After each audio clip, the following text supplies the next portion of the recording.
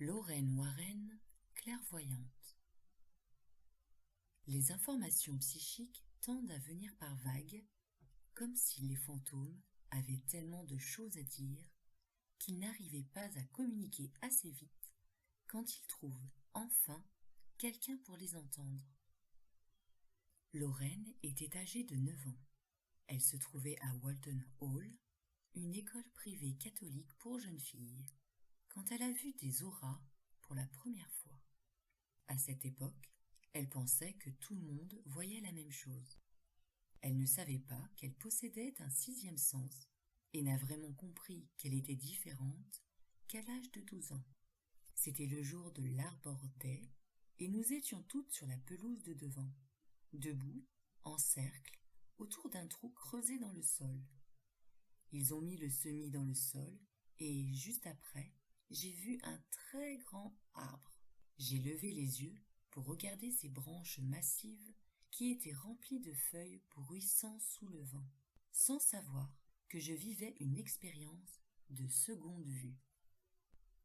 La nonne, qui se tenait près de moi, m'a poussé le bras, et elle m'a dit de sa manière rigoureuse habituelle « Mademoiselle Moran, que regardez-vous dans le ciel ?»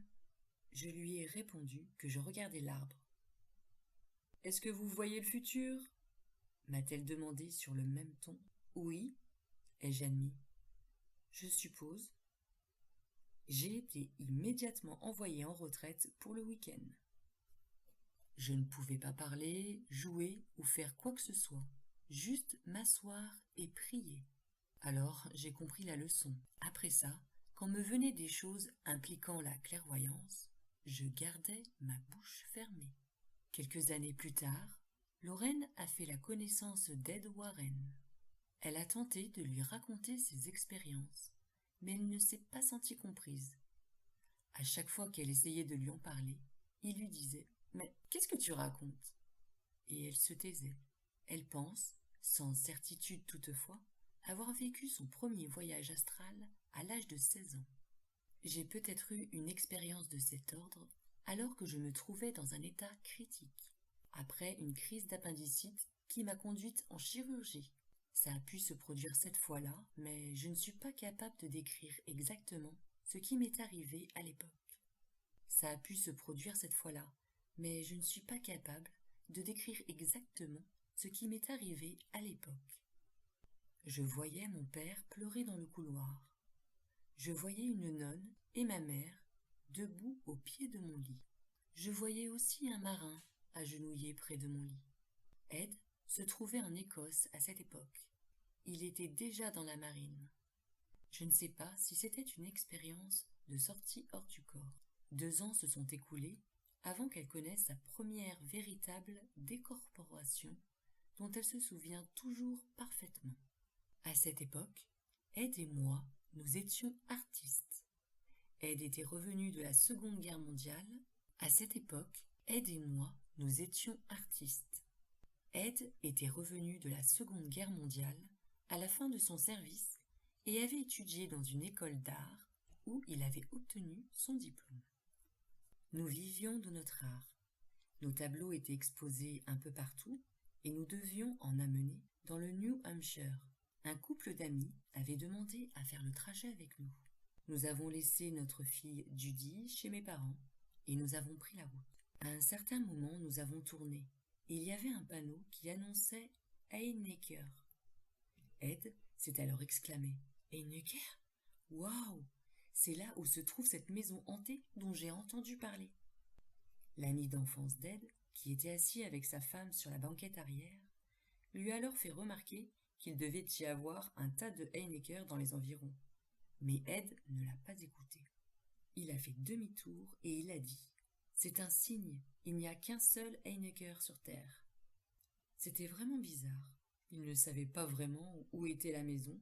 Aussi, nous nous sommes arrêtés au New England College. Nous avons demandé à des étudiants s'ils savaient quelque chose à propos de la Oceanborn Mary House. Et ils nous ont expliqué comment nous y rendre. Prenez le pont et c'est la première à gauche. Vous allez vous retrouver sur une route de montagne en mauvais état. Nous avons suivi leurs indications. La maison était au bout de cette route. Il faisait déjà nuit quand nous sommes arrivés. Aussi, ne puis-je décrire la maison ou dire à quoi elle ressemblait à l'époque. Ed et son ami ont commencé à plaisanter sur qui irait taper à la porte. Et j'ai dit, le temps que vous vous décidiez, je serai à la porte. Et j'y suis allée. Maintenant, voici ce qu'ils ont vu depuis la voiture garée sur la route.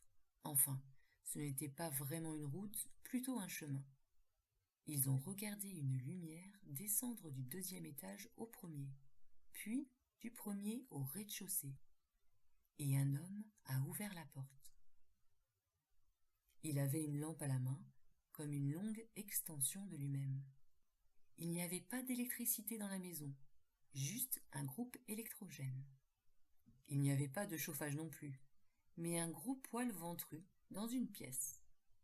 À notre arrivée, il devait être en train de faire quelque chose au 2e étage. « Êtes-vous monsieur Roy ?» lui ai-je demandé. « Oui, c'est moi, m'a-t-il dit. Louis Roy. Mon mari est très très intéressé par votre maison et il adorerait en faire une peinture. Nous aimerions beaucoup que vous nous parliez de la hantise. » Mon Dieu, rentrez s'il vous plaît. Mon mari est avec moi ainsi qu'un couple d'amis. Nous l'avons tous suivi dans la maison. Il faisait déjà froid sur la montagne et le poêle était allumé. Nous avons regardé autour de nous. Il était photographe. Il y avait de nombreuses photographies sur les murs et des tonnes de livres, comme dans une librairie. Il y avait aussi un petit lit, une petite table, des chaises et ce poêle qui était en plein dans la cheminée. Ed a commencé à l'interroger sur le passé de la maison. Monsieur Roy et sa mère en avaient hérité, mais sa mère était morte et depuis, il vivait seul. Il a continué à parler à Ed et soudain, cette étrange sensation m'a traversée. C'était nouveau pour moi. J'ai soudain compris que je ne les entendais plus parler et j'ai eu l'impression d'une présence derrière moi. J'ai senti une secousse, comme si quelqu'un m'avait poussé hors de mon corps, et je me suis retrouvée au 1er étage. Je pouvais regarder en bas, je pouvais me voir, je pouvais voir mon mari, je pouvais voir le couple, et je pouvais voir monsieur Roy. L'expérience, elle ne m'a pas fait peur du tout. Je voyais qu'Ed était très très inquiet. Il allait et venait et faisait des signes devant mon visage avec sa main. « Qu'est-ce qui lui arrive ?» a-t-il demandé. « Elle doit être clairvoyante. Ça arrive aux gens qui sont clairvoyants, » a répondu Louis Roy. « Elle ne peut pas être clairvoyante, c'est ma femme. » Je ne plaisante pas, il a vraiment dit ça. Quand je suis retournée dans mon corps, il m'a amenée sous le porche. Enfin, ça n'était pas vraiment un porche, plutôt un escalier. C'était une très belle expérience. Des années plus tard, à l'UCLA, ils m'ont dit que ça avait été le début du développement de mes habiletés psychiques. Pourtant, j'avais des expériences depuis l'âge de 9 ans. Il m'est probablement arrivé la même chose quand j'étais en soins intensifs après la rupture de l'appendice. Enfin bref, par conséquent, j'ai demandé à travailler avec eux, à l'UCLA. Je voulais travailler avec eux parce qu'ils se servaient du procédé Kirlian pour effectuer des recherches. Un Russe a inventé un appareil qui photographie les auras humaines autour de tout ce que Dieu a créé. Je pensais que ça confirmerait ce que je voyais, et je n'ai pas été déçue. Ed croyait Lorraine quand elle lui disait sortir de son corps, mais il n'avait pas vraiment confiance en ses visions. Et puis, en 1969, ou peut-être 1970, ils ont enquêté dans une maison hantée, juste à la sortie d'Adford. Ed avait amené une femme qui possédait de très fortes capacités psychiques. J'étais également présente. Nous étions donc 3. Je me souviens avoir dit à Ed que cette personne n'était pas fiable. « Comment sais-tu qu'elle n'est pas fiable ?» m'a-t-il demandé. « Je ne peux pas l'expliquer, mais je sais qu'elle n'est pas fiable. » Donc, nous sommes allés visiter cette maison. La propriétaire nous avait appelés pour se plaindre de l'activité qui était incessante. C'était très très perturbant. Une voisine était là avec elle quand nous sommes rentrés.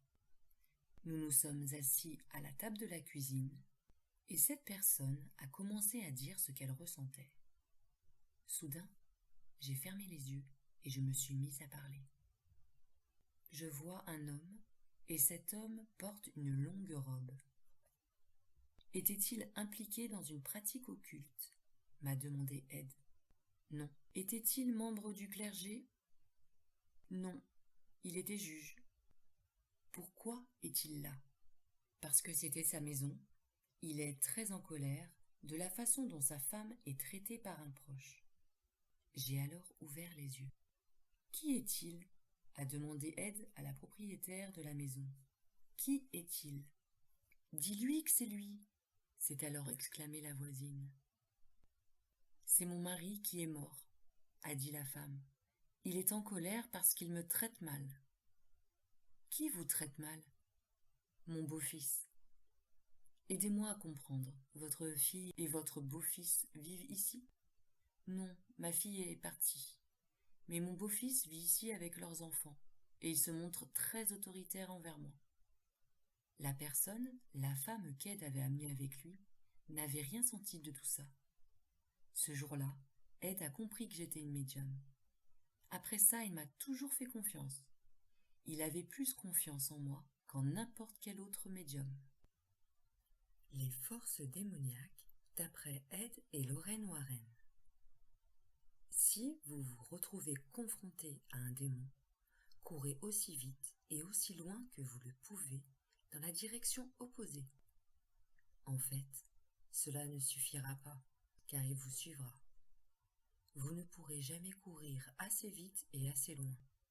Comme avec toutes les forces destructrices, la meilleure défense est l'évitement et la prévention. Après des années d'observation, d'interrogatoire et de recherche, Ed et Lorraine Warren se disaient convaincus de la réalité des forces maléfiques. Ils les décrivaient comme intelligentes et sournoises, avec des ressources insoupçonnées. Longtemps avant de nous retrouver impliqués dans un cas, et même longtemps avant d'en avoir eu connaissance, d'étranges incidents vont commencer à se produire, expliquait Lorraine. Je les appelle les petites grandes choses. Le téléphone va se mettre à sonner bizarrement, et quand je répondrai, il y aura des chuchotements dans le lointain, des grognements d'animaux, ou des bruits bizarres sur la ligne. Plus tard, quand nous enquêterons sur le cas en question, nous entendrons les mêmes chuchotements ou les mêmes bruits sur le site hanté. En dehors de ça, d'autres choses perturbantes peuvent nous arriver à l'approche d'un cas démoniaque. Aux alentours de minuit, nous entendrons quelqu'un tourner en rond sous le porche ou faire les 100 pas à l'arrière de la maison. Nous irons vérifier, bien sûr, mais personne ne sera là, et les bruits de pas continueront à résonner. D'autres fois, des bruits de pas précipités s'élèveront de l'escalier à l'intérieur de la maison. Ils ont pour but de nous effrayer. Des lumières de phare apparaîtront dans l'allée, puis il y aura des bruits de pas et 3 coups à la porte d'entrée. Une fois encore, nous irons vérifier, mais il n'y aura personne sur le palier et aucune voiture dans l'allée. Souvent, nous entendons du boucan dans le bureau d'Ed, alors que la porte de son bureau est fermée à clé et que le système d'alarme ne s'est pas déclenché. Parfois, nous sommes tranquillement assis et un vent glacé se met à souffler dans la maison. Nous entendons aussi des bruissements de vêtements, comme si quelqu'un était en train de marcher près de nous. Un chat noir, symbolisant une implication diabolique, peut apparaître dans la salle à manger, s'asseoir et se volatiliser. Une nuit, Ed a été appelé pour un travail officiel dans le Midwest. Je me sentais terriblement inquiète pour sa sécurité. À exactement 3 heures du matin, il y a eu un énorme et incroyable vacarme, avec un bruit de fenêtres brisées. J'ai cru que le toit s'était effondré. Je me suis levée et je fis le tour de la maison en utilisant une lampe de poche, parce que la lumière assomme le démoniaque. Mais il n'y avait rien à voir. Rien de physique ne s'était produit. Mais le monstrueux bruit m'avait effrayé au-delà des mots. Vous ne vous habituez jamais à ce genre de choses. Outre ces différentes manifestations, des incidents se produisaient qui semblaient montrer une certaine volonté d'interférence. Si quelqu'un avait besoin de leur aide, leur envoyait une lettre, alors elle arrivait à une autre adresse. S'il essayait de les appeler, leur téléphone ne sonnait pas. S'il laissait un message sur leur répondeur, sa voix n'était pas enregistrée ou elle se retrouvait déformée par de l'électricité statique, etc. Une fois le message reçu, il se rendait généralement sur le site et durant tout le trajet, il faisait preuve d'une extrême prudence. Il savait que tout pouvait leur arriver sur la route, même des collisions avec des voitures fantômes. Au cours de l'enquête, le danger se faisait plus précis et les menaces plus directes. En 1976, Ed et Lorraine ont visité la maison d'Amityville pour la première fois et quelque chose les a suivis jusque chez eux, à Monroe. Nous sommes rentrés chez nous le soir même. Ed a descendu sa serviette dans son bureau, qui est au sous-sol de notre propriété. Les chambres sont à l'étage. Je suis allée me coucher, j'ai ouvert cette enveloppe de manille brune que j'avais récupérée à la poste. Elle contenait un petit livre sur Padre Pio. J'ai trouvé que c'était intéressant. J'ai décidé de le lire pour voir ce qu'il y avait à dire et j'ai compris que mes 2 chiens, un berger belge et un border collier, qui étaient dans la pièce avec moi, ne se comportaient pas normalement. Ils agissaient comme s'ils étaient drogués ou quelque chose du même genre.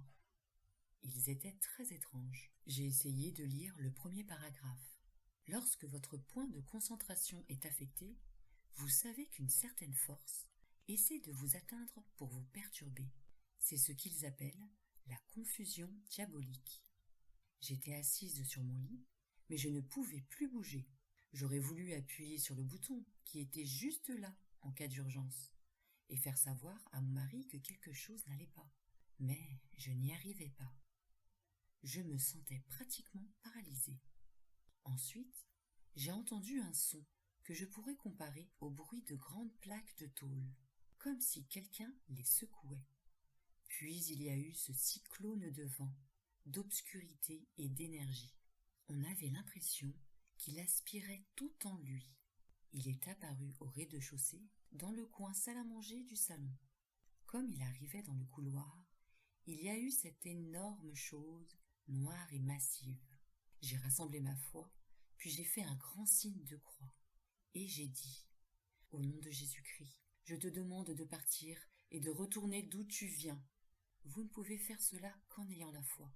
Les mots ne suffisent pas. » Ensuite, dans les secondes suivantes, pas les minutes, mon mari est arrivé. Il s'est allongé sur les couvertures à côté de moi. Il a mis sa main sur la mienne et il m'a dit « Chérie, as-tu une idée de ce qui vient de se passer ?» Il se trouvait loin de moi, mais la chose lui était arrivée. Il avait de l'eau bénite sur son bureau. Il m'a raconté qu'il l'avait jetée en faisant le signe de la croix dans l'air. C'était seulement le commencement. Ed et Lorraine appelaient la première étape du processus démoniaque la loi de l'attraction, quand les gens invitent involontairement le mal dans leur vie, et la loi de l'invitation dans le cas contraire. Les événements précédant les perturbations leur révélaient toujours l'origine du phénomène. Pour expliquer la loi de l'attraction, Ed racontait souvent l'histoire de la poupée Annabelle. Le cas d'Annabelle en est un bon exemple. Ces filles avaient un innocent, mais pas vraiment naturel, attachement à la poupée. Leur manque de jugement a été remarqué par le démon. Une fois sur place, il a fait son travail et l'oppression les a conduits à consulter une médium et à croire en son faux message. En résumé, les filles lui ont donné carte blanche pour venir dans leur vie. Si l'affaire avait continué, le jeune homme, Lou, aurait été réellement en danger. Il aurait pu être sérieusement blessé ou même tué, et les filles se seraient retrouvées possédées par l'entité. Il classait également dans l'attraction tous les actes violents et les mauvaises actions délibérées. D'après Lorraine, quand quelqu'un commet des actes cruels et qu'il en tire satisfaction, les vibrations de son corps changent et son aura s'obscurcit. Les esprits maléfiques sont attirés par ce changement, comme un requin par le sang. La frustration, la colère, les comportements autodestructeurs, la drogue, l'alcool et les pensées suicidaires sont pour eux la promesse de proies faciles et vulnérables. Si vous ne vous contrôlez pas, disait Ed, alors quelque chose d'autre le fera. La loi de l'invitation englobe toutes les invitations volontaires, la divination, les séances de Ouija et les rituels de sorcellerie, qu'il qualifiait de premiers pas sur la route du non-retour. Tout d'abord, il faut comprendre la sorcellerie, expliquait Lorraine. La Wicca, ou la sorcellerie, est vieille de 4000 ans. Elle est souvent appelée la vieille religion parce qu'elle date d'avant le judaïsme et la chrétienté. Les gens qui pratiquent la Wicca sont connus comme des sorciers blancs et ils servent la terre-mère. Ils manipulent les forces naturelles pour des résultats positifs. Santé, chance, amour durable et bonne récolte. Ils ont appris à vivre en harmonie avec la nature et connaissent nombreux de ses secrets. Après ça, vous trouvez la sorcellerie grise, la sorcellerie noire et le satanisme. C'est là que des problèmes peuvent survenir parce que la sorcellerie va dans deux directions et qu'elle peut être utilisée pour amener du positif ou du négatif. La sorcellerie grise est ainsi nommée pour ses effets. Le sorcier gris lance des sorts et manipule la destinée et la fortune des autres d'une manière qui n'est ni tout à fait bonne ni tout à fait mauvaise. La sorcellerie grise sert essentiellement à donner un avantage injustement acquis à une personne sur une autre personne. Le vrai problème, cependant, réside dans la magie noire et le satanisme. Les sorciers noirs cherchent des récompenses terrestres, argent, sexe, pouvoir, prestige ou ruine de leurs adversaires, en demandant explicitement de l'aide aux autorités diaboliques. Ils peuvent invoquer de petits démons et des esprits maléfiques durant leurs rituels. Les satanistes font appel aux démons de la hiérarchie satanique, Astaroth, Belzébuth et même Lucifer pour intercéder en leur nom.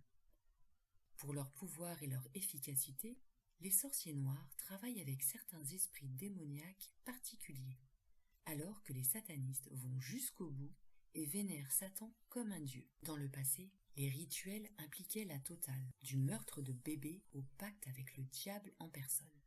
Dans les rituels les plus extrêmes, les célébrants vont retourner la Bible à l'envers et uriner dessus, puis tourner à contresens en formant un cercle magique tout en donnant des blasphèmes, des renonciations à Dieu et leur soumission à leur Seigneur, Satan. En effectuant des rituels profanes, les satanistes et les sorciers noirs sont capables d'invoquer des esprits démoniaques spécifiques et de leur commander de faire des actions pour leur bénéfice personnel ou celui de leur groupe. Les esprits inhumains ont besoin d'une autorisation pour s'insinuer dans la vie de quelqu'un et la plupart du temps, ils l'obtiennent grâce aux pratiques occultes. Ed et Lorraine disaient que le pire des cas de possession démoniaque qu'ils avaient rencontrés s'était produit après des séances de Ouija, l'utilisation de cartes de tarot ou la consultation de médiums inexpérimentés. Le Ouija ouvre une porte à toutes les entités, les bonnes comme les mauvaises. Une fois invité, l'esprit maléfique prend le contrôle d'une personne, généralement la plus fragile, et il commence à accumuler de l'énergie, jusqu'à ce qu'il en ait assez pour la détruire. Il ne part pas avant d'avoir obtenu ce qu'il veut, ou d'avoir été exorcisé. La planche Ouija a prouvé qu'elle était un passeport pour la terreur. Même quand l'intention de communication est vraiment positive, disait Ed.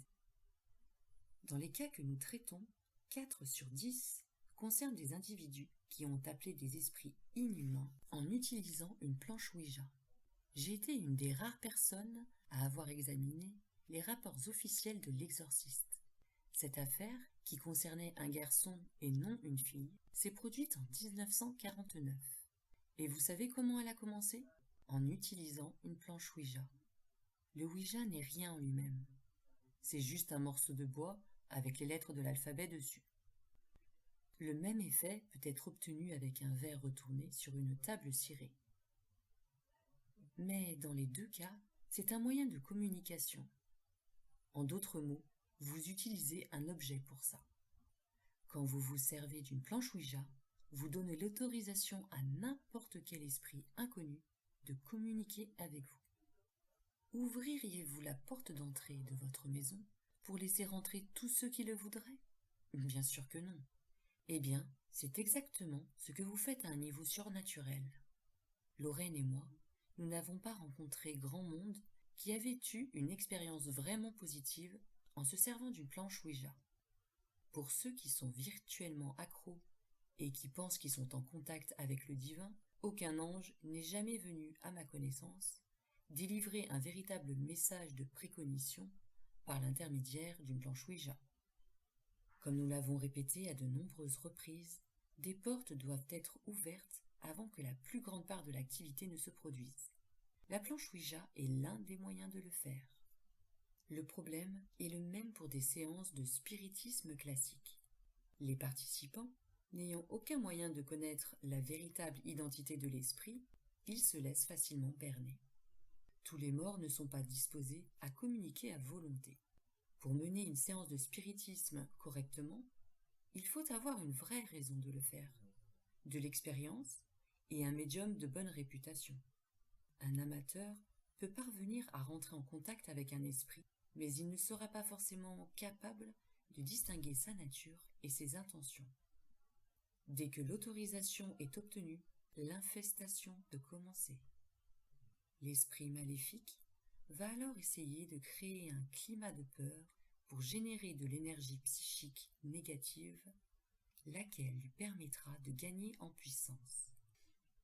L'activité se produit principalement entre 9 heures du soir et 6 heures du matin, avec un pic entre 1 heure et 5 heures.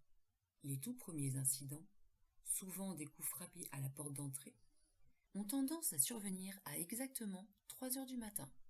Personne ne se trouve jamais sur le palier, bien entendu, du moins personne de visible. Ed et Lorraine accordaient énormément d'importance à l'heure des phénomènes, ainsi qu'à leur nombre. Ils disaient que le 3 était un symbole couramment utilisé pour se moquer de la Trinité, et que les actions démoniaques se produisaient généralement par groupe de 6, le signe de la bête. Au début, l'esprit tente toujours de masquer sa présence. Son activité discrète laisse souvent penser à des phénomènes naturels, des coïncidences ou des bizarreries. Elle ne se produit jamais en présence d'un invité, mais peut s'aggraver après son départ, surtout si le visiteur en question était un prêtre. Des bruits de pas ou des grattements dans les murs peuvent alors se faire entendre. De petits objets se mettre à bouger, des chuchotements s'élever du néant, des radios et des télévisions changer de station ou de chaîne, des lumières s'allumer et s'éteindre, des odeurs mystérieuses se répandre dans les airs, etc. En général, les témoins disent que quelque chose essaie de les effrayer ou de les rendre fous. Une forme sombre est parfois aperçue du coin de l'œil.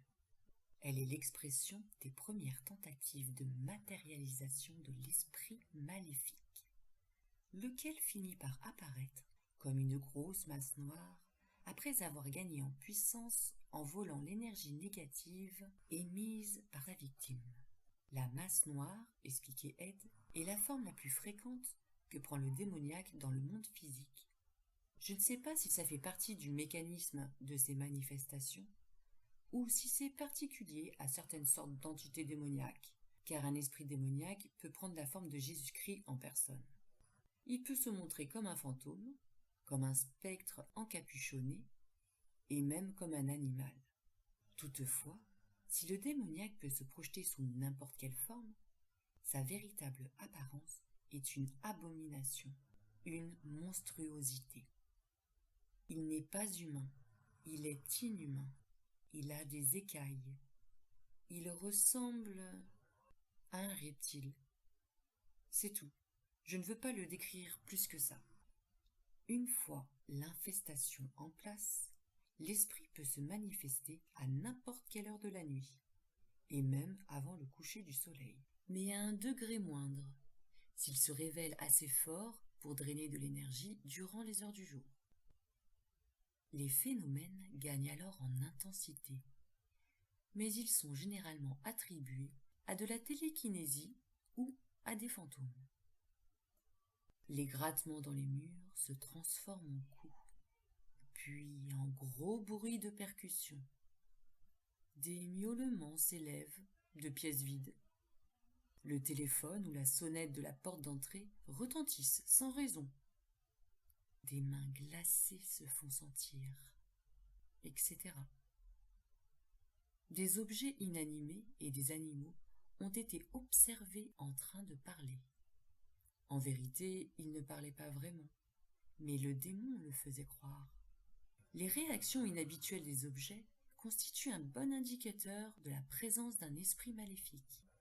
Un verre en cristal peut tomber tout seul et rebondir sur le sol sans se briser. La nourriture devient impossible à cuire. L'eau de la vaisselle se retrouve mystérieusement gelée. Les clés ne peuvent plus ouvrir les serrures. Les poignées de porte refusent de tourner. Les effets personnels ne restent pas en place, etc. Les événements affectent les habitants de la maison à divers degrés. Mais les enfants, et plus particulièrement les nourrissons, sont particulièrement vulnérables à l'activité démoniaque qui peut les réveiller et les faire hurler de terreur. Si jamais vous pensez qu'un esprit inhumain infeste votre maison, sortez immédiatement de chez vous et courez voir un membre du clergé. Conseillez aide. Expliquez-lui le problème avec autant de détails que possible et demandez-lui de l'aide. Mais ne jouez pas au démonologue amateur ou à l'exorciste en paradant dans la maison avec des objets bénis. Ça aurait seulement pour conséquence de provoquer une attaque diabolique.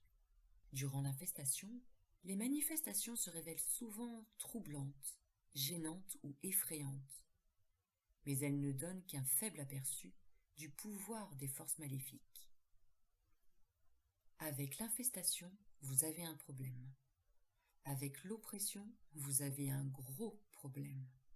Durant l'oppression, l'esprit maléfique tente de prendre le contrôle d'un individu pour ouvrir la porte à la possession. Quand des esprits inhumains oppressent une personne, des changements de pensée, de vêtements, de comportement ou de personnalité peuvent être constatés. Si la personne vit seule, la meilleure recommandation est de se connaître soi-même.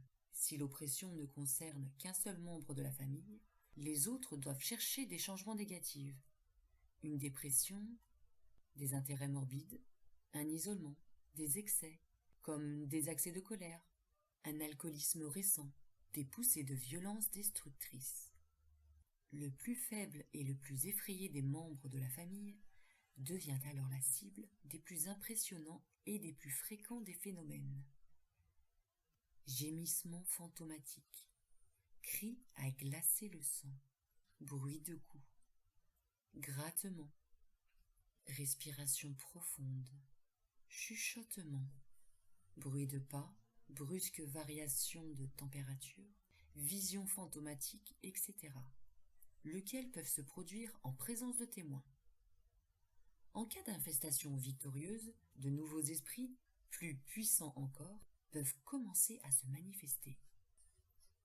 Le phénomène passe alors de mauvais à pire et de pire à terrible.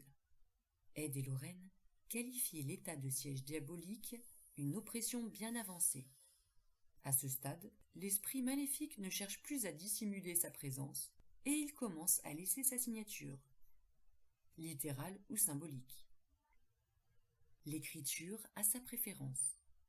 Il griffonne souvent des messages sur les murs et les miroirs, généralement des vulgarités et des blasphèmes dans la langue de la famille ou de la personne oppressée. Il écrit maladroitement, à l'envers, de droite à gauche, et ces mots doivent être lus dans un miroir. Les démons utilisent des langages plus sophistiqués, mais ils n'écrivent que rarement, seulement sur du papier ou du parchemin, et uniquement quand un pacte avec Satan est impliqué. Une multitude de nouveaux phénomènes peuvent alors être observés. Matérialisation, dématérialisation, téléportation, lévitation de personnes et d'objets, sensation d'étranglement, coupure, brûlure, coups, maladie subite, maux de tête aveuglants, départ de feu spontané, voix inhumaine, etc. Ed disait avoir vu, à une occasion, le visage d'un démon sur un écran de télévision. Parfois, les membres de la famille sont gardés emprisonnés dans leur propre maison, ou même tués par les forces maléfiques. La nuit, à 3 heures du matin, une grosse masse informe, plus noire que le noir le plus profond, peut apparaître au pied de leur lit pour leur demander d'arrêter de résister. Épuisés, aussi bien physiquement que psychologiquement, ils commencent alors à lâcher prise, et l'oppression se fait plus insistante encore. La 4e étape du processus démoniaque est la possession. Elle intervient plus rapidement en cas de magie noire, surtout si les sorciers cherchaient à manipuler d'autres personnes. Quoi qu'il en soit, en cas de possession, le corps de la victime se retrouve temporairement contrôlé par une entité. Des traces physiques laissées par un agresseur invisible, la lévitation, parler avec différentes voix, la connaissance de langages inconnus et l'aversion pour les mots, les rituels et les symboles sacrés en sont des signes incontestables. Parfois, l'aspect physique des possédés se modifie, de la structure de leurs os à la couleur de leurs yeux. Ils se mettent à faire des choses surprenantes, montrant brusquement une force hors du commun ou des capacités athlétiques impressionnantes. Mais, paradoxalement, ils sont incapables d'effectuer des tâches ordinaires, comme retrouver leur chemin, se préparer à manger ou même s'asseoir. Leur comportement change drastiquement. Ils peuvent devenir vulgaires, blasphémateurs, agressifs, menacer de se tuer ou de s'en prendre à leurs proches, et même le faire. Nous pouvons nous moquer des gens qui blâment le diable pour couvrir leurs propres actes, soulignait Lorraine. Toutefois, ça n'est pas drôle quand des gens que nous pensions connaître deviennent brusquement sinistres et homicides, sans aucune raison physique ou psychologique. Ça n'est pas drôle si vous êtes celui qui se sent oppressé, battu ou violé par quelque chose de malfaisant, de puissant et d'invisible.